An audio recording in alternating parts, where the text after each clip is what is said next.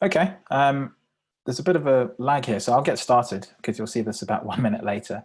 My name is Tableau Tim, or Tim. I'm from the Information Lab, and this is the first of 4 live streams we're doing on the new Tableau 2020.2 release. Today's live stream is going to be looking at the data model and relationships, essentially a new concept that's been launched recently in the product. Just to give you an overview of how this live stream is going to work, it's going to run for roughly 40 minutes. And what I'll do is at the end of that, I'll probably take questions as they come through on the chat. By all means, just post the questions as and when, and I'll try and get through them during the live stream, if that's relevant. Otherwise, I'll save them to the end. I might answer your question up front, so just maybe wait as well to see if that happens. I'll do an overview of the feature first. I'll sort of just dive right in. I know people sometimes don't have a lot of time, so the first 15 minutes, I'll just dive straight into the feature capability. And then we'll kind of step back out, look at a deep dive of the product and the feature and how it all works. Then we'll build out a small example that I've borrowed from the beta process that was just closed before 2020.2 released. Okay, that's the rough overview of how the stream is going to work. Again, if you've got any questions, just drop a question in the comments. I can already see a few questions coming in. If you want access to things like the workbook, the data source, what you should do is you should come back to this video once it's live on YouTube, and in the description, I'll have a link so you can download the content and follow along if you want to. Otherwise, just watch this live stream and pretty much enjoy the session. Okay, I'm actually going to leave PowerPoint straight away because I don't like to use PowerPoint too much. First thing I wanted to do is just let you know, so we've got some upcoming events. This is the first of 4 events. Today is on relationships. This kind of warranted its own live stream, as it were. Next week, we're going to actually be doing a more sort of broad feature roundup of everything new in Tableau Desktop. But you can also see here we have other events available that you can sign up to. They're all online and free given the current situation with the pandemic. So sign up to those, get involved, and there's lots of great content coming up over the next month. Now, the other thing I want to do is just call out some of the sources where I've got lots of my information from. I kind of get the sense that this has caught a lot of the community sort of off guard because there's a big change to sort of our habitual behavior and how we use the products in the past. So one of the best ways you can find out about these features upfront is just to join the Tableau pre-release program. Okay, this allows you to essentially just try the features. This feature has actually been available to try out since November of last year. And there's several betas running at any one time. There's the early feedback, there's the developer program, which allows you to test things like APIs. There's a Tableau mobile beta, which lets you test mobile functionality. And there's a couple of other sort of interesting, maybe product-specific betas around other platforms as well. But generally, if you get involved with the betas, you'll get access to the pre-release platform. It kind of looks like this. This is my pre-release platform. I'm all logged in. So you can see here the 2020.2 beta is already closed, but the 2020.3 beta is already on its way. So as soon as one closes, the next one comes up. Okay. A few other bits of content. If you have a chance, by all means, make sure you watch Bethany Lyons' talk from the Tableau conference last year in November. This is about a 1-hour video. You can watch it on YouTube. I'll put a link in the description of this video once it's up. But it's a really, really good video for setting the context behind what's changed and how things are going to change in terms of working with the product going forward. But it also kind of starts to hint about where Tableau is going with this feature. I think this is the first iteration of this feature, and I would expect them to improve a lot of capability. And then the last thing to look out for is the documentation. I know documentation is typically a boring thing, but it's actually really, really good, especially on the Tableau sort of knowledge base here, where they go through lots and lots of very detailed explanations of how things have changed, where to expect sort of issues and challenges if you're used to working with other products or if you're used to working with Tableau. Also gives you some context as to what's supported and what's not supported with this new data model.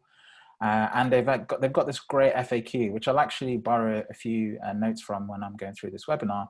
And it basically just walks through all the different scenarios about questions you might have or things you might notice. It's a really good place to come to straight away to make sure that you get your questions answered nice and fast, and it's always available. It's much faster than contacting support.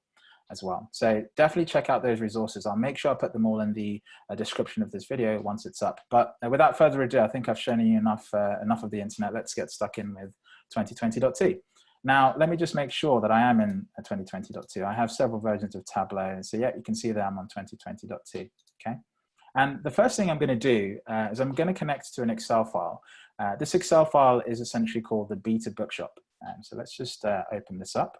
I've got a folder here with all my 2020.2 data sources.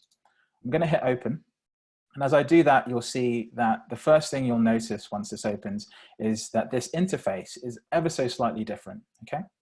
I'll just call out a few things. You'll see that this icon here is a slightly new concept here. It's a much cleaner icon. But as I drag a table in, as you would have done before, you'll notice that nothing's that different apart from, you'll see that this book table here has a new box around it. And you have this new hint to kind of call out the fact that things from here on are going to be different. And so the first thing to point out is that relationships are the default form of connecting to data, okay? So I'll cover a little bit about how joins, unions, and blends work in 2020.2 a little later on. But it's important to know that when you connect to any data set and you start dragging things in, the default interface is going to be for relationships, okay? So I've got this data set which has information about books. I can preview any of these tables. So let's say I wanted to bring in information about the book itself. I've got this info table here. If I click on this view data icon, you can see that I can still see this as normal. Nothing's changed here. It's exactly the same. However, if I come in to drag this into the view, you'll notice that I get this new sort of interface, which has this little link, which has been affectionately called the noodle. Okay, so you can wave it around and kind of push it to its limits. It's kind of addictive the first time you try it, and then it gets kind of boring very quickly. And when I drop this into the view, you get this new interface for relationships. Okay, and it's an important thing to think about almost straight away, because in most cases, in pretty much every single case, you just quickly connect to something in Tableau and start working with it. This interface is going to work just as you'd expect, okay? So you can see here that I've defined a relationship between the book table and the info table, and it's using the book ID as a way of relating these two things, okay? And I have a few options here. What I always say with these is, and Tableau actually advises this as well, is don't change these unless you understand specifically how cardinality and referential integrity changes the way your data behaves, okay? It's a pretty bold thing to try and change if you don't understand it. So just try and leave the defaults as they are. Again, in most cases, this should be intuitive and it should just work. But if you start to get into issues or you're troubleshooting, the Tableau documentation will tell you where these particular issues are going to come up. So don't worry too much about them initially. It should just make things a lot simpler, okay? Now, the other thing you might ask is, well, can I still join and can I still do things like unions? Well, the answer is yes, absolutely you can. Let's just close this and remove this information icon from this sort of view. I'm just going to remove it. It's the third option here. And you'll see it just goes back to how it was before. In order to join this information to this table, what I actually have to do is I have to go into the book table, okay? And by doing that, I just click open, okay? And so you get this old interface that we're used to. You have a book in blue here on the left-hand side. And then now if I drag the information icon in, you'll notice that it just uses the traditional join, okay? So this is almost the first meaningful difference to 2020.1 and anything that came before, because it introduces essentially two levels, okay? This level we're looking at is called the physical layer. And if I just go back one, this level here is called the logical layer. So every relationship we define is essentially a relationship between two or more logical tables. And anything we define inside of a table in here is being defined at the physical layer. And the best way to think of that is the physical layer is literally taking each row and matching it to another row in the table, okay? Whereas in the logical layer, you're not actually doing that. What you're doing is you're waiting until the visualization is being generated to see what the best level of aggregation works. And then from there, figuring out how to bring the data together. And Tableau does that all automatically, okay? I'll go into that in a bit more detail. So let's just investigate this join a little bit. I'm going to do a left join. Essentially, I only want information about the books that I actually got in my data set. I'm not too worried about information for books that I don't have. So let's just do a left join here. And I'm going to go ahead and actually bring in another piece of information. This is going to be about awards. In this particular case, this again relates to books. So let's just have a look at this. And you can see that it's going to be linked using the title column. I know this data set well, so I'm pretty familiar with it. But you can see here the title in the book table and the title in this award table is the same. So I can bring that in as well. Okay, so let's just bring that in. And again, I'll do a left join, so I'm only bringing in the awards I'm actually interested in. Okay, so here we are. We've made joins between 3 tables, and we're doing this at the physical layer. Okay, if I close this, you'll notice that you get this icon to let you know that you've actually created a join at this level of analysis. Okay, and then the last thing I'm going to do is I'm going to now create another relationship, this time at the logical layer. Okay, so I'm going to bring the author out onto the view. And once I've done that, I also obviously get the interface again. I'm going to leave this as is. One thing to call out is that you can add more fields. Let's say you have multiple fields that are required in a relationship. You can just go ahead and add more. It's a pretty intuitive thing to do. But in this case, we only need the one. So I'm just going to close that and leave it as it is. I'm going to hit close. And the last thing to point out here is that typically, when you work with a data set and you do a join, you're actually used to seeing every single column being used in the data set. And you'll notice here that I'm only seeing the information about the author. Well, that's because I've got the author table highlighted here. In fact, if I actually click on the book table, you'll see that I do get every single column, including the ones that I joined from my data set in that physical join in the physical layer. But I only get to see the information from each individual sort of logical table. I don't see like a combined view. And the reason that is because Tableau doesn't yet know at what level of detail it's going to combine these 2 data sets in order for them to work in the visualization. Okay. Now you can see we've got a couple other fields, but for now I'm just going to keep this simple, and we're going to hop into the view to just start seeing how this has changed how we work with visualizations. Okay. So immediately when I hop in to my data set, you'll see that this interface here on the left-hand side is slightly different. The first thing I think a lot of people notice is that dimensions and measures seems to have disappeared. Well, I'd actually argue they haven't disappeared. They've changed the presentation of how it's shown to the user. And I think in some cases it's better, but in other cases it's definitely a little bit more frustrating. I can give you an example. So here, if I just start to drag hours writing per day, you'll see here that if I just zoom in, I get that little call out for dimensions and measures, okay? So they haven't disappeared, it's just highlighted differently using this very real subtle line here. You can just see it there, it's very faint. And that's now available as a way of differentiating between measures and dimensions within each logical table. That's the key thing here. Each logical table has its own sort of differentiator of dimensions and measures. The next thing to note is that you also get a third sort of area down here. You get another line here, okay? Measure names, latitude, longitude generated, and measure values. And anything that's created, any calculation that's created that uses facts from both logical tables ends up in this bottom layer, okay? So you've essentially got 2 spaces. You've got a space for each of the logical tables and their own dimensions and measures. And then again, you've got a space for measures or calculations that have been created from both logical tables or multiple logical tables here at the bottom. The next thing you might notice is that number of records isn't here, okay? You'll see that there's no number of records. Instead, it's been replaced by this item here called count. And it's actually exactly the same thing. If I can explain this a little bit more. In the previous setup with logical, with physical layers or with joins, essentially what the number of records was doing was just adding up the number of rows. And it was just essentially a calculation like so. If I just create a simple calculation here, my calculation window has gone off screen, so let me bring that in. Let's just create the number 1. I'm just going to arbitrarily call this number of records. Okay, click OK. That's basically what's missing. It's just a calculation that sums up the number of rows. But the reason this doesn't quite work in this setup is because depending on the view and depending on the detail, i.e. the dimensions and the level of detail that you've got in the view, that actually changes because it changes what you're counting, because the aggregation each time is different, okay? So it's a really important concept to be aware of.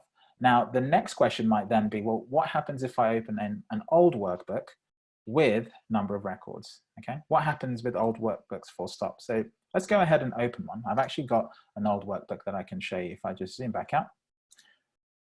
I'm going to go ahead and open a very, very old workbook. I had to download this from Tableau Public. And it's the step line example here. I downloaded it in version 2019.1, but I think it was actually built in an older version. But this workbook itself has been downloaded in 2019.1. Of course, it's opened it in another window, so let me drag it in. And if I just sort of get this to fill the screen, just 1 second, there we go. You'll notice that it just goes straight into the view. It doesn't sort of give you any prompt about any challenges with opening it. So that's something to bear in mind. It will just essentially work. I'll go to one of the sheets that I had in here, and you'll notice that number of records is actually there. You can see that it's been left in there. And all that's happened is that the calculation has been left available to you. The other thing is, when we go to edit the data source, you'll notice this data source wasn't created in 2020.2. And the way you know that, if I just reconnect to the CSV, is that you'll see this migrated data table here. So this is what happens with any workbook that's opened in 2020.2 that wasn't created in 2020.2. It's a really important thing to be aware of. You can then, of course, fix this very quickly. Let me just connect to the CSV. I've got that here. Of course, it takes me to the temp folder. I'll connect to the CSV here, click open. And now you can see this is working fine. Okay, so this is a very sort of important thing to be aware of. Just in the first couple of days, we have noticed that in some cases, where number of records is being used in slightly sort of peculiar situations, when you open it in 2020.2, you do sometimes get an issue where Tableau almost forgets what was what the field was doing. And so things like filters based on number of records, you might have to go in and reset them. So it's definitely something to be aware of, and just make sure you check a workbook when you open it in 2020.2 for the first time. Maybe set up a test script in 2020.1 first, or in a previous version before publishing it up in 2020.2. So that's essentially what happened. You just get this migrated data table available to you. So I'll go ahead and close that. Okay, so we're in our view, and we've got a sort of a series of items here. Now, what I'm going to do is very sort of deliberately create a few calculations. Okay, the first thing I'm going to do is I'm just going to see if there's anything, any correlation, let's say, between the number of hours writing per day and the number of books. Okay, so let's just say average hours writing per day. Divided by, this calculation probably makes no sense, but I just want to highlight something, so by the number of books. Now, you'll see here that the average of count of book doesn't actually make sense because it's already an aggregation. So it will actually give you a warning, and that's fine. Hours writing per day isn't the same as the count here, so that's why that's working. So I'll just call this a new calculation. If I can type properly. Click OK. And you'll see that this appears here on the bottom hand side pane. So it appears in our neutral space for new calculations because it's using measures that have been created from both logical tables. If, however, I just create a very simple calculation, which is essentially just the average of hours writing per day, and I can call this average hours writing per day. Hit apply. Interestingly, this has gone here. This is not what I was expecting to happen. If you bear with me 1 second. Let's try something different. Hours writing per day. divided. Let's just do a straight division between these two tables.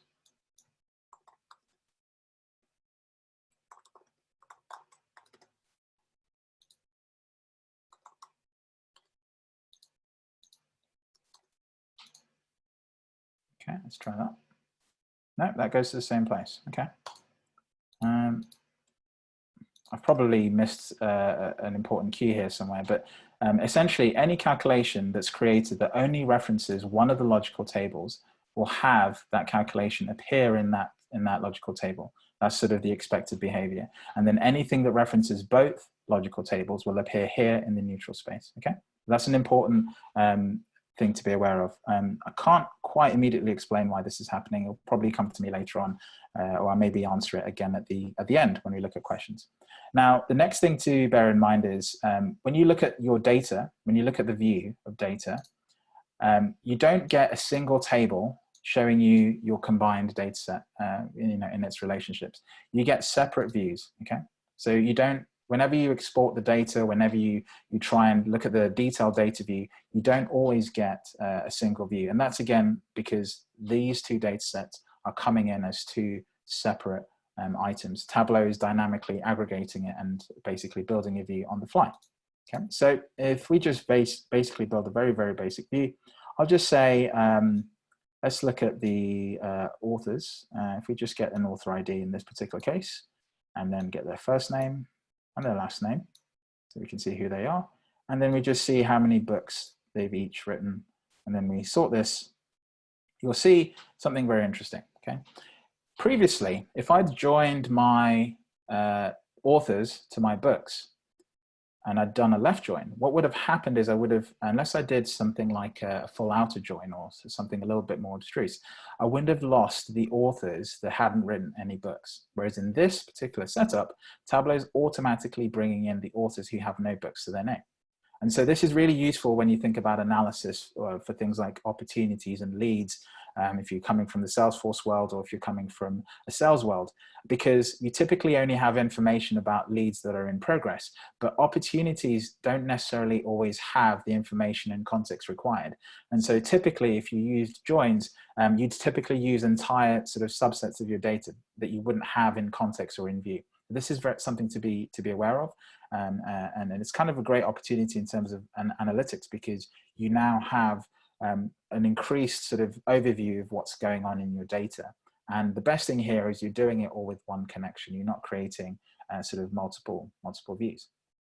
Now, at this point, it's probably worth just jumping into sort of the meaningful differences between joins, unions, blends, and how this all relates to relationships. So I'm going to hop back into PowerPoint here to just go through that in a little bit more detail. Let's pull up PowerPoint.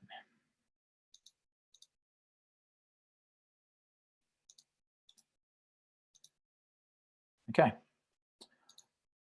So if I just go full screen here, you'll see here that this is a diagram by Tableau. It's basically describing the difference between the logical and the physical layer. And everything in green here is essentially what we had available to us before. And the logical layer is sort of an extension of our existing capability to a new level. Now, if we go forward a little bit, you'll notice a couple of things. Previously, what used to happen is unions allowed us to sort of stack data above each other. So a union is basically when you need to get two data sets, maybe you have Q1, Q2, Q3, and you basically stack them on top of each other or append them in database terms to each other. And then you have one new table, which is just essentially a taller table, okay? That's a pretty common capability. We've had that for quite some time in Tableau. The next sort of setup was joins, and there's two types of joins. The first one is a row level join. This is what we did in the book data set. We basically joined the information to the books, and then we were able to do some very basic analysis, and you saw one physical table sort of generated from that, and it sort of represented our main logical table that we used. And then authors was a second logical table, which isn't represented here at all, okay? The other type of join you'll get is an aggregated join. And essentially here, what you're doing is you're taking one data set, typically your primary data set. You're used to the term primary and secondary tables when you're doing blends. Your primary data set is pretty much driving the analysis. and the level of detail required.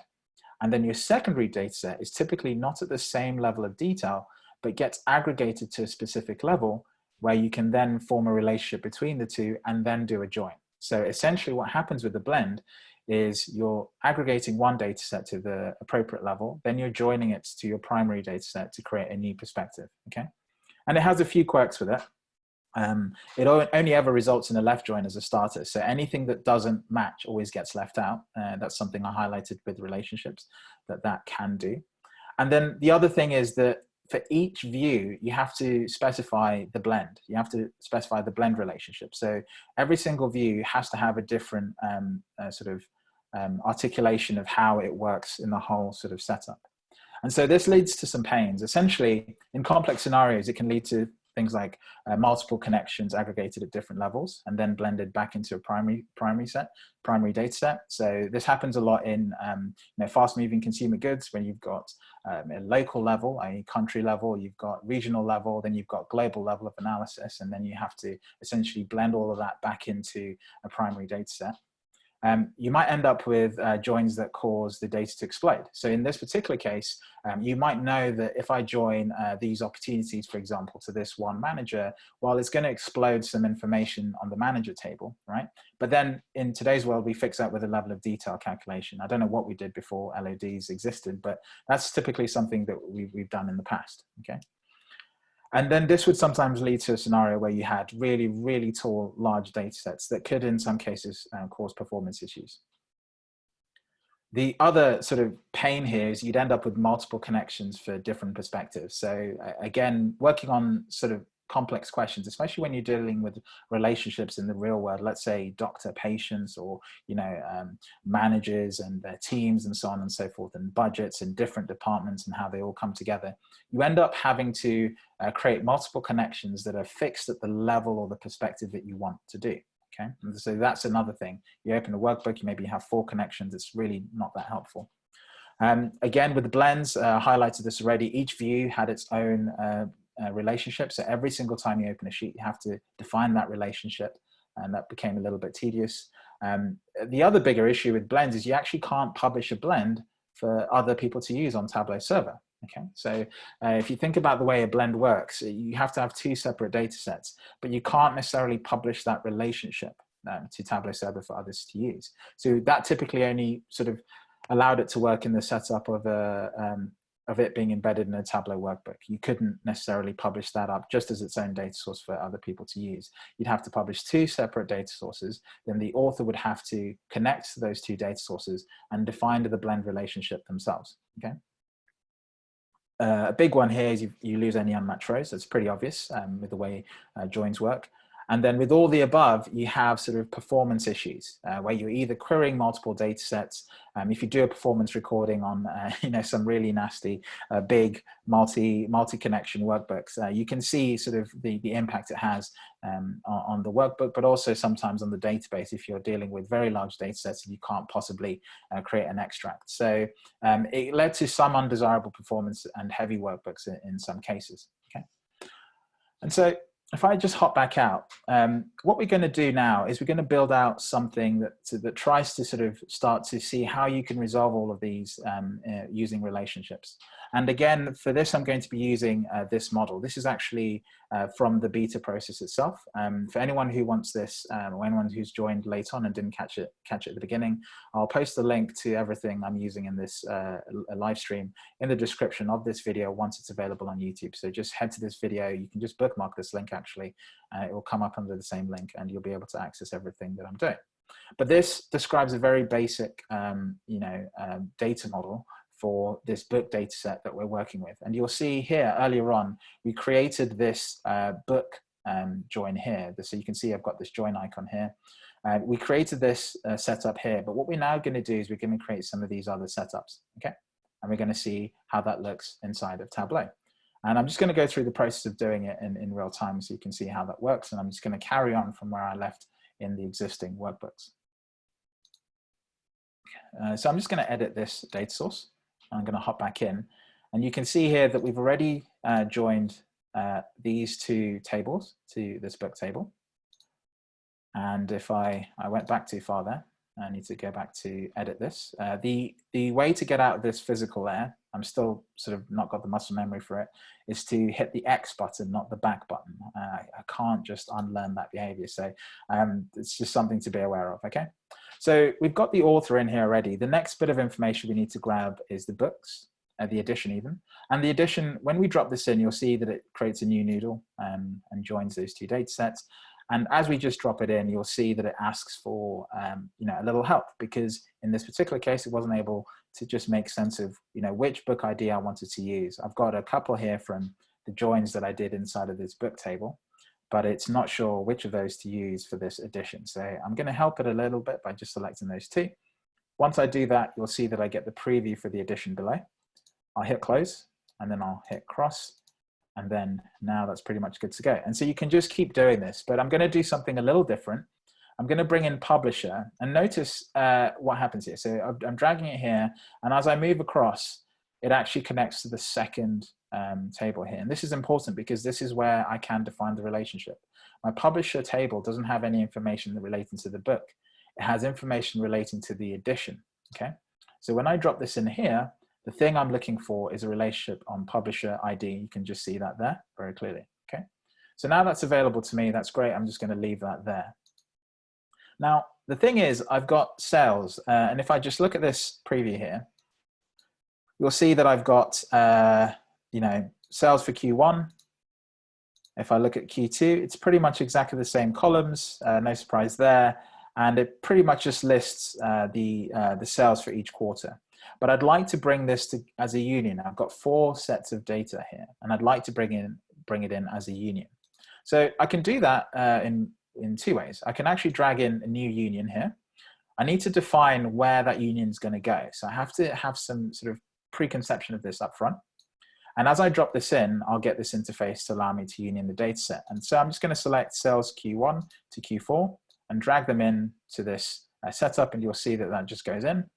Click OK, and only after I've clicked OK for the union will I then get the interface asking me how to make the relationship, okay? And so now I get the relationship interface, and I'm now able to do that. And you also get this icon here that shows you that this is a union, okay? So that's just something to be aware of. I'll click close because that relationship's correct. There's a few bugs here. If you see any sort of artifacts of the screen, it's just I think it's just a little bit buggy. So that's pretty much a union of all the sales data in one place. Okay. Now the last thing I need to do is add a few more bits of information. So checkout. I can do this very quickly now. Tableau should pick up the book ID. In each case, it didn't. So I think it's just not understanding which of these to use. So let's just go ahead and do that.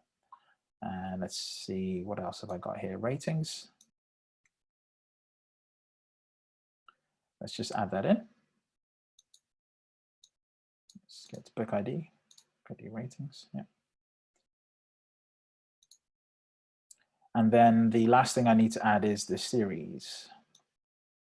I need to just drop that in here. You can see it's wanting to do a union there if I just drop it there. So that's the other way you can do a union of a data set. You can literally just drop items in and it will just figure it out, okay? And this actually comes from my book data. Now you'll notice that this, if I just click close on this, my book data didn't necessarily have the series information, okay? That actually came from one of my joins, okay? So it's important to bear in mind that if you want to make a relationship on something that isn't in your sort of main data set, the way to do that is to do a left join in with your main data set. Then you have that available to you to use in your relationship, okay? So this is almost the full data model here that we set out to build. I'll just bring another version of it here on screen so you can kind of see them side by side. So you can see here that we've basically joined cells data together. We've got the author, got the series, checkouts, ratings, editions, publishers, mostly using book ID, but a few exceptions using series and publisher ID, okay? So now if we go back into the view, you'll see, well, for starters, all of that work hasn't impacted the visualization that I built, You know, the aggregation and the counting is still correct. You can imagine a world where you blended something, you changed something in the data set, and now you've got to go and do some funny LODs and sort of correct it all. In this world, that doesn't happen. And I'm still just using one connection to bring all of these data sources together. Okay. The other thing is that this has gotten very long. And so you remember earlier on, I told you it might get annoying when you don't have dimensions and measures. That's fundamentally because if you come out of this table view and you sort of group by folder, you just get one really long list. And this line is really hard to notice. So it is just there, but if it's a really tall sort of data set with lots of fields, then it's really hard to actually see that differentiation. So I'd actually like the ability to see the classic view in this setup. I know it kind of doesn't make sense with the data model, but the classic view would be something that would be useful in this particular case. But this is how it looks now that you've brought everything in. So I'll go back to grouping this by the data source table. Okay, and so I probably just want to answer a few more questions. Okay. Let's just answer a few things. So which books have the most editions? Okay, so the best way to do this is I can just grab the title of the book. The great thing is here, whatever I drag in, Tableau automatically figures out the correct level of detail and the way to aggregate everything. So the way I ask questions is actually now a little bit more intuitive as well. I don't have to go and grab the book ID like a DBA admin would. I can just go and grab the title, and all the information related to that title gets pulled in from my data model in the correct form. And so I can actually just build visualizations in the way that, you know, a typical person would ask a question, which is a real sort of plus. Okay, so which book has the most editions? For this, I can just grab the edition count because this is just counting the number of editions. So if I just drag that in, and then I can aggregate this, you'll see here that I can't even read that. If anyone can describe this, knows how to say this in the chat, please let me know how to say that. I'm not even going to try it on stream here. I'll probably just embarrass myself.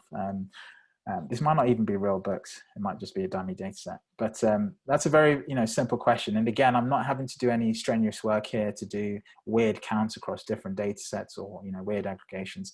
It's just figuring it out at the correct level. I'll go to the next question I want to answer. Which books have no sales? Okay, so again, I can just grab title. And in this particular case, I can actually just look at the sales table. Now, the sales table here is actually just this union here. So it's called this union. And the thing to note about unions is if you've ever used unions in the traditional version of Tableau, what it does is it brings in the table name, which tells you which of the files in the union is actually generating that data. So I can actually just bring that here. You'll see that it's highlighted there. So table name is there. If I just put that next to the title, you can actually see that each of the books actually have some sales information across all the different quarters. So I could even use that as sort of a quarter sort of data analysis if I wanted to, but I don't need to use that in this particular case. Okay. So what I'm going to do is I'm just going to bring a count, and this is essentially counting at the level of that table. So if I just bring that in, you see that it's correctly aggregating the number of cells in this data set. Again, it's the most popular books. It's got lots of editions. It would make sense. But you can see here that I've got 3 titles with no cells. You see, that's also coming through. So you're not losing this in your analysis. You're not losing this perspective where, because of the type of question you want to answer, you're losing the information about the books. Everything is kept in context, which is really, really, really valuable. Okay. And then the last one is which authors have no books. Okay. So this time I'm starting my analysis with the author table. So I'll bring out first name, last name. I'm not going to use author ID because you wouldn't ask a question that way. I could actually do the right thing here and just create a calculated field. So let's just open this up, hold Control or Command on the Mac to bring those two together, hit plus, and then hit plus again. So that basically means I'm concatenating the field by doing this, and I'll call this author name. And hit apply. Okay, so this actually did do what I was expecting to do now. So it must be to do with aggregations. Maybe I haven't fully understood that properly, but you can see here that this dimension has actually been created in the logical table that it came from because it's only using items from that specific logical table. So this is what I was trying to show earlier on, but I think because of the way I was building the calculation, the aggregation typically sits outside of it sits in this neutral zone and down here, which is what a few people are starting to call this. But anyway, let's bring in the author name onto the view. Let's drag out last name and first name. And then the question here is, which authors have no books? So essentially, I can just go into my books table and I can just count the number of books. And I can sort this in descending order. And then we have our authors who have no books, okay? Now, this is a really sort of exciting thing because you'll notice here that, you know, some of these questions, I would have definitely have had to have changed the way I related the data or changed the way that all of this comes together. But you know, I didn't have to do that. And the other thing is I have all my data available to me here. I can pretty much start asking a question at any level of detail. Maybe I want to analyze just sales. I don't need to create any new view. I can just start analyzing my sales data.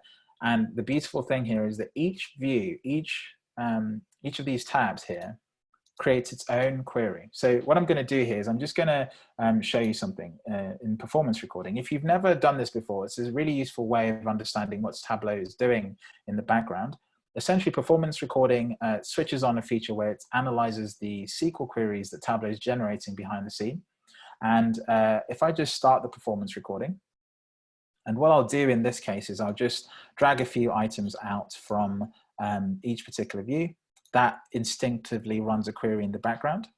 If I maybe bring in a bit of information here, let's say this title, let's find out which publishing house is actually behind these titles. And I'll just bring that in front of the you know, title. I don't have to worry too much about what's going on in there. I'll go back to this third view. Maybe I'll find out the sales for each edition in this particular case. And then I'll go back to help and I'll hit stop performance recording. And what this does is actually creates a new workbook with a performance recording for this particular workbook. It's actually firing it up off screen here. So let me just bring that back in. Okay, so here we are. We're inside of the performance recording. Oh, God, I just flipped it back to the wrong screen again. Let me bring it back in here. So I kind of just want to make this smaller so you can see it, the whole entire workbook in this screen here. So here we are. We're in the workbook. I'm going to sort of slide this slider all the way down because it's a fairly performant workbook. It's not a complex data set. And if I just scroll down to one of these green ones, you see the green ones specifically relate to executing the query.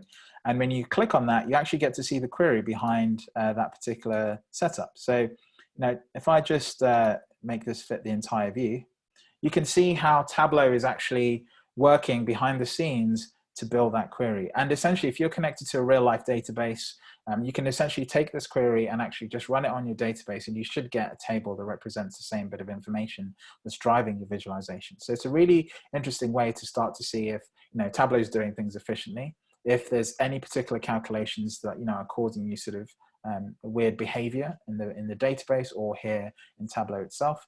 And it's another nice way to start to see how Tableau is actually looking at these different tables and creating information about them. You can see here, it's dynamically figuring out how to do the joins on various data sets, pulling in things at the right level of detail and building that view for us without us having to do too much, if any, work at all, okay? And then you get this sort of nice performance view as well, which sort of shows you when things happened throughout the sort of period you were running this. So it's measured in very small increments of time, but essentially this is the start, this is the finish, and you get a breakdown of when everything's happening. So it's a really nice way of sort of understanding not just, you know, what's happening here with the data model, but more broadly with everything else. Okay. I'm going to take a short break now just to look at some of the questions we've had in the stream. I can see we've had quite a few. So let me just go through these one by one. I'll stop sharing my screen, and then what I'll do is I'll share it again when I'm answering a specific question. So let's stop sharing, and I think you should see my video here. So if I just look at this, where can I find the beta workbook dataset? That will be available in the description below. Hello from Seattle. This is Dimitri. Any insights if in future the result of an LOD calculation will be able to use to connect relationships to another table? That's a very good question. So at the moment, if I actually open up, if I start sharing my screen again, I shouldn't stop sharing. I should just keep it as is. Microsoft wants to update Microsoft right now. It's not a good sign. Okay, let's share. I really nearly clicked the leave button there. I don't know if anyone noticed that. So let's bring Tableau back in. If I go back into my data set, this question about using an LOD, you can't use join calculations when defining relationships. So if I click on any one of these lines, you'll notice that you can't just use a join relationship to define what happens at this level. It has to be two fields that are available to you, okay? So I'm gonna show you how that works. If I go back into this book data set, and I'm actually gonna break this information table because this is actually pre-configured to show off this particular capability that joins can do, but relationships can't do. Which is, if I look at the information table here, you'll see that I've got a field which is book ID 1 and book ID 2, which are essentially the two fields before they've been concatenated. Now, I can't write a calculation to create I can't write a calculation, then use that in the relationship. Only a join calc can actually do that. So let's go ahead and do that right now. So let's just drag info here. When I drop it in, Tableau will automatically use the book ID, and I don't want to do that. What I'm actually going to do is I'm going to say book ID on the left-hand side, which is correct, and do a left join here. And on the right-hand side, if I click on this drop-down, you'll see here, I don't know why it's tiny, but it says a create join calculation in the smallest font I've ever seen. I don't know why it's just not the same size, but if you click on that, you actually get this view that allows you to create a calculation that you can then use to do a join. So if I select book ID 1, and then plus book ID 2, okay? This essentially concatenates the fields because these are two string fields. If I click OK, then now that join relationship works, and you can see here that it's worked, okay? It's done exactly that. You can only do that with a join. So if you need to do any sort of join calculations, do them in this setup, in the physical layer, and then you can use whatever field you sort of brought in with a join calculation in a relationship elsewhere. Okay, so that's how to basically solve that particular problem if you're working with that. I think this is, again, the first iteration of this, so I no doubt this is going to improve over time. Let's go to some next question. You mentioned impact on number of records. What is the impact on published content when you upgrade? So I think I covered this before, but essentially anything that you've already built in previous versions of Tableau will get a new table that simply says migrated data source. And that's essentially going to preserve things like number of records and any sort of calculations that you did. Now, I have to say, in doing this, when you've got really complicated workbooks and you do anything like refresh data, you might get this weird behavior where Tableau forgets things like metadata behind that particular field. So it's just one to check before you automatically upgrade to 2020.2. Just check the performance on your most complex, your mediums and your basic workbooks, just to see the impact and whether you do need to go in and tweak a few things up front in 2022 before publishing them back up, or potentially waiting for bugs and things to be fixed. That's typically a good idea generally. Never hop straight on to day one of a product, because you're essentially going to be beta testing bugs if they weren't spotted in the beta test itself. Okay. Let's look down at some of these comments. Including empty dimension members will be handy for specific customer issue I have. Great, that's good to know. The thing to bear in mind here, and I think it's worth noting, if you come from the Power BI or Click world, you'll actually think that this version of the data model is quite basic, and that's because those products have a more advanced sort of way of connecting these data sets and relationships together. It's not fully sort of there yet. But if you go to the documentation that I highlighted, I'll put them in the description, and I'll also highlight them again. Maybe I'll just pull them up if I can find my browser. Let's just pull those up. There's actually a really good article that explains what you can't do and what you can do, and how all of this impacts sort of your typical day-to-day. I think it's actually this page here, which at the very bottom, once you've gone through the description of what's going on, does some very important information about the differences between relationships and joins. It also has some differences between relationships and blends. To be honest with you, I read these myself, and I think it's the kind of thing that you can only really understand when you come across an example. So just have the documentation at hand, and be aware that that's probably a better way of sort of troubleshooting some of these issues. They also have a really good guide that explains when to use relationships, when to use joins, when to use unions, and when to use blends. I'm going to go through this in a second before I close off the live stream. But essentially, this is a great document to go to. You can't miss it if you go to the What's New in Tableau pages, and Tableau link to this page multiple times, even inside of the product. If I just go to open this particular connection, you'll see here I get this little information icon, and when I click on that, it actually opens this description page, the home page for the documentation. So you can get right there from inside of the product, and it's something I recommend. You maybe don't read end to end, but you maybe just start to understand some of the sort of limitations and how it works compared to other products maybe that have had this feature for some time. Okay. A couple of other questions. I think Juan asks, in my opinion, what would be the key to decide if you should proceed with left joins in the physical layer or use the logical layer? Is it only performance? I think fundamentally, what you should do is, unless you need to use a join for a specific use case, for example, the join calculation is a good example where I needed to specifically do something so that I could have a relationship in another logical table to be made possible. That's a good example. In other cases, obviously, I've just highlighted this documentation that describes, when to use these, and it's actually quite specific. And what Tableau generally have said about this feature is that it should actually be more intuitive to just use relationships in most cases until you come across something that you can't do with relationships, at which point you can then default to a join and then default to a blend. Now, the advantage with relationships in most cases actually is going to be that you can generally get away with doing more than you typically were able to. So it should actually be easier to work with data sets, not harder, if that makes sense. So my advice generally is carry on as you are, use relationships instead of joins, as you see fit.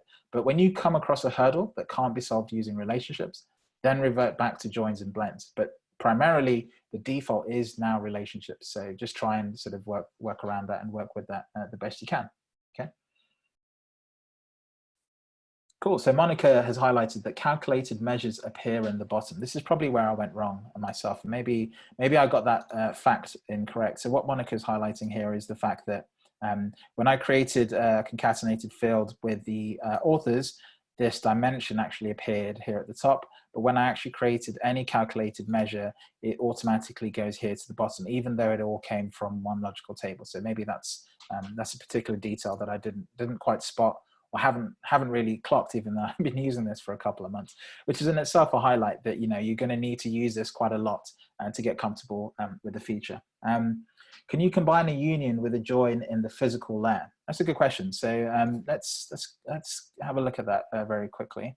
So if we go into the physical layer, there's no reason why I can't. I can still drag a new union in here and specify the different bits of information here. And when I click OK, it's going to sort of start crying because it doesn't understand how that union should work. So you absolutely can use a union inside of this physical layer if you needed to. You haven't lost any capability. Anything you could have done before, you should still be able to do in this physical layer, okay? The difference is that when you're working in this physical layer, you are restricting the kind of questions you can answer at the higher level. So where possible, try and default to relationships, pretty much, okay? This particular join isn't going to make sense because I haven't got any common information that I can use to join this union, but essentially it's possible, so that should be fine. Okay. How do relationships, so this is a question from Charlie, how do relationships work with data extracts? E.g., if you publish the Tableau server, I'm guessing it publishes each individual physical table, but includes knowledge of the defined relationship. Absolutely. So let's have a go at doing that right now. You can see here I've got this single data source. If I go to do an extract, as I have done before, you'll notice something important. At the very top, you get this option to do a logical table extract, okay? And this is a sneaky feature that has actually existed for some time, in that before 2020.2, it actually was able to do multi-table extract. So that was like a precursor to this. Essentially what it does is it keeps the table separate, and then in the query, it actually dynamically does the relationship and manages it. And so when you publish this up to Tableau server, you absolutely are publishing multiple logical tables with any physical tables inside of those, and then the relationship that defines how that works, which means it can be used in the published data source. And more importantly, things like Arts data and other features can also use that. So this is really important because a blend, you can't do that with a blend. In a blend, the user has to download the two data sets and define the relationship themselves in the view itself. Whereas here, you can define that across the data set, a relationship across the data set, then the user can decide what perspective they want to use. Okay, so that's a really important sort of piece of context to be aware of. Okay. Another question from Charlie. Also, within views which use related data sources, are there any limitations of what calculation functions you can use, e.g. with blending where you can't use count distinct? Now, there are a few of these. I haven't worked, I haven't worked at all with 2020.2 in a customer situation where I've had to do a complex join. As it is with new products and new features, it takes a while for people to actually start using them. But I do anticipate there will be some limitations, especially in cases where you know, you're maybe the relationship doesn't allow it. But again, the point here is that you should need to do that less with relationships, because you're actually at each sort of visualization, at the level of detail of the visualization, you're actually giving Tableau the capability to decide the level of aggregation and therefore make it easy to do those aggregations at the correct level, number one. Number two, you don't have to use LODs to fix those. And then number three, you're flexible in is that you're flexible because any perspective you want can all be done off one connection. You don't have to create multiple connections to do sort of multiple jobs, if that makes sense. So it should be easier, if that makes sense. Will this data model help with extracting millions of rows more smoothly? That's a good question. I think what it will do is it will improve performance in instances where you needed to join lots of physical tables to itself. So essentially, a typical example is where you have user permissions inside of the data sets, right? So you join a user to every single row they're supposed to be able to see, and it just does this thing where it explodes the data set to like ridiculous levels. In 2019.2, they actually introduced a multi-table extract, so that actually wasn't necessary. You could just publish up a list of users, and you publish up your data set with information in the columns about what a user could see. And then in query time, Tableau would dynamically query the data and create a view that was suitable for the user. So that avoided this instance where you had one single really large data set, and actually increased the performance considerably in those examples. In other examples where you're defining the relationship, it should also improve performance, because what's not happening is it's not querying the entire data set. It's only querying the relevant fields that are required in the specific view. So you should still notice the performance improvement in those cases as well. How big a performance improvement? It really depends on the size of your data and the size of the extract or whatever you're working with. You know, in this book case example, you're not going to really notice the difference because it's such a small data set that, you know, most of it can be done in memory quite comfortably. But again, it's something you have to explore with your own individual data sets. Okay. Do you have relations example based on the basic data models accompanying Tableau like Superstore or World Indicators? So absolutely. So if you, I think this question comes from two places. Number one, I'll put this data set in the description of this video so you can download it and try it yourself. I think it's a really good one because it's a little bit more robust and sort of complicated compared to Superstore. But absolutely, if I open up 2020.2 and I just connect to the, let's try and connect to the default workbook here. So I think I have to go to my documents, go to my Tableau repository, not my Tableau prep repository, my Tableau repository, go to data sources, go into 2020.2 and open up the Superstore sales Excel file. I think they have deliberately changed the Excel file so you can actually work with, no, they haven't done that at all. I thought they had managers. I think I saw a demo where there was a version of Superstore sales where they had a few more bits of information that you could work with, but you could still do this here. For example, if I bring in orders, okay, I can bring in returns and simply relate them using the order ID. And I can bring in the people. I think I brought the orders in again there. I don't want to bring itself back in. I don't think there's anything stopping you doing that. I think it doesn't make sense in this case. I'm trying to bring in people here.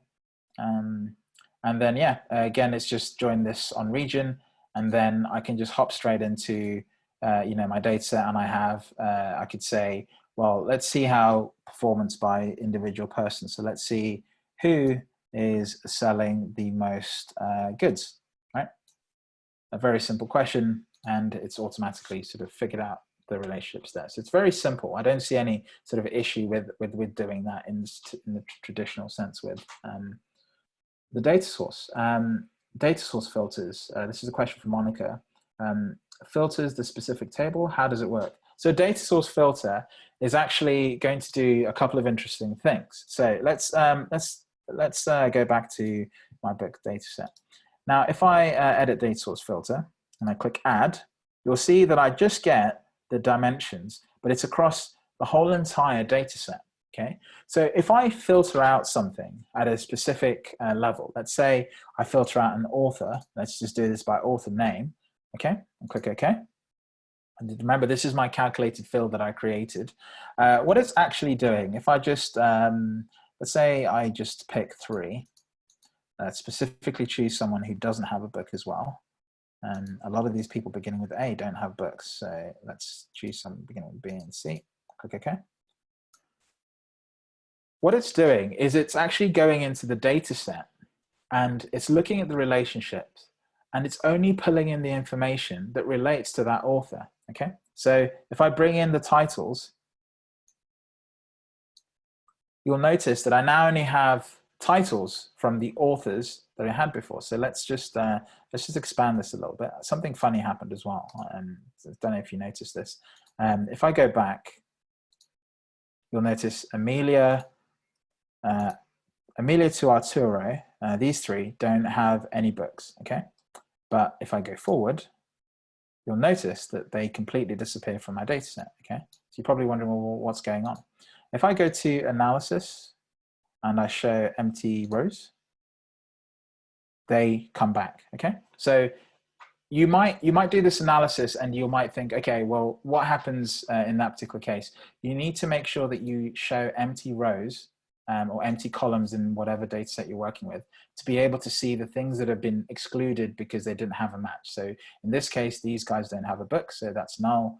But you can see here they're authors, but otherwise everything else is coming in. So it's using my author table, looking at the relationships, going all the way through, and then pulling out the relevant information related to that particular author at the point of the query. It's not actually excluding it from the data set, although a data source filter does that.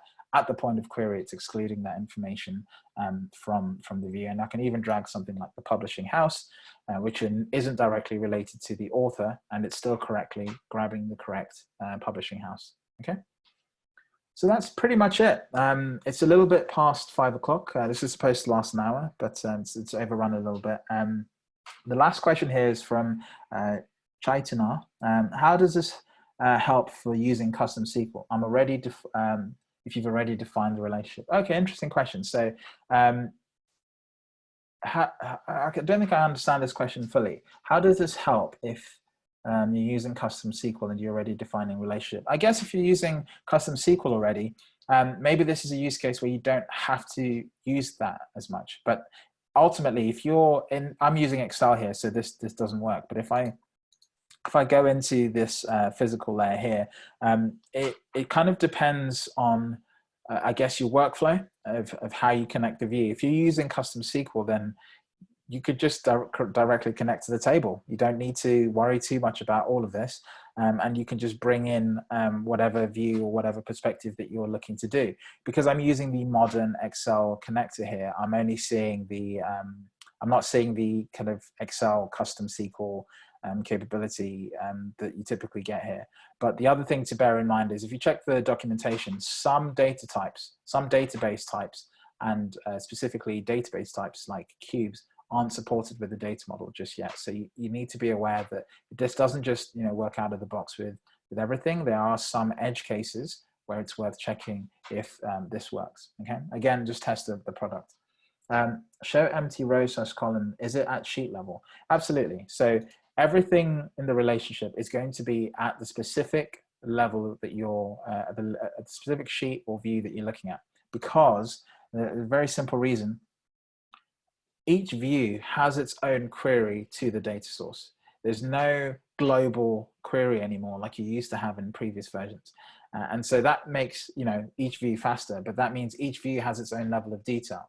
But at the same time, if you're doing things like creating actions and links and filters across multiple data sets, those are still going to work because those filters are going to just go off to each view and be applied, just like we applied the data source filter here. And you saw that it's only keeping the relevant authors, okay?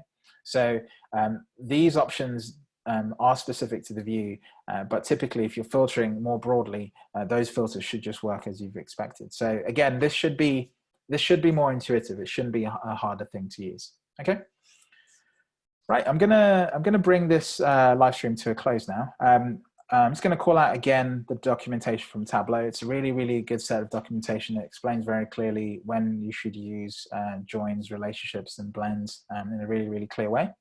Again, I highly encourage you to start playing around with the product. You're not going to encounter all the use cases that you can typically think of off the top of your head until you actually just start using it. So open some old workbooks with the product and just see where you end up. Okay. Right. To close off, I'm just going to call out next week's event. So next week, I'll be back here again Wednesday, exactly the same time. And I'll be talking about some of the other broad features in Tableau Desktop. I must admit, today's live stream was a little bit dense and heavy. There's lots to go through. I'm never one to kind of fill a stream with really sometimes dry content. So join in next week. We're going to be looking at a lot more sort of interesting desktop features, new items, things like set actions, and even things like metrics, which is actually not a desktop feature, but we'll cover it as well when we look at server in the future. And then the very last stream, we'll look at Tableau prep and data management. Okay, so thank you very much for joining the stream. Thanks for watching. It's been a great audience, really interactive sort of set of questions, really challenging questions as well. I must admit, I don't feel as prepared as I was having gone through those questions. So props to everyone who asked great questions, and thanks for getting involved. I hope to catch you next week when you join in. Thank you for watching. Catch this video later on when it's live on the channel. Okay, thank you very much.